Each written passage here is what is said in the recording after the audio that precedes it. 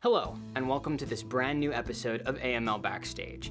This time, we're going to a place behind the scenes in the library that few patrons have ever seen. Have you ever noticed how a lot of the library books have similar bindings? If so, have you ever wondered why? Because that's what we're going to be talking about today. That's right. While it might be easy to take a book having a cover at all for granted, the binding process is one of the most important things to any library, including ours. So to tell us how it's done, I would like to introduce Sarah Dugas. Hello. Hi, my name is Sarah Dugas, and I am the assistant for binding and processing here at the Warren D. Allen Music Library. My responsibilities include, but are not limited to, assessing items for damage and any processing problems, as well as being responsible for the physical processing of new items that have been ordered and cataloged. And finally, preparing items that have been just cataloged, and now I'm preparing them to go to our commercial bindery. First, items that need binding are put into the binding prep area. They are separated into types of binding, like pamphlets, pamphlets with parts, books, and portfolios.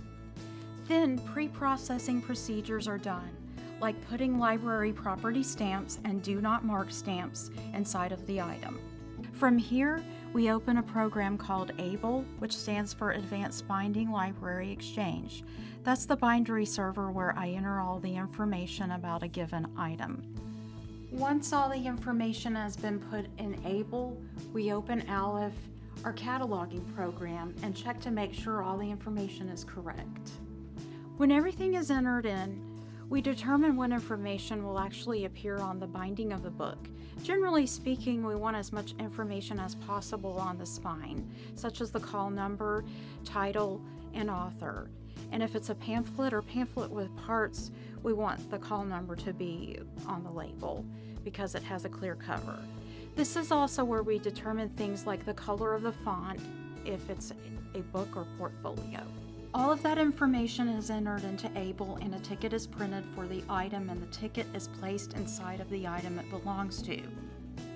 Then we gather all the items which need to be bound and pack them together for shipment. When the shipment is ready, we mail it off to a binding plant in Indiana.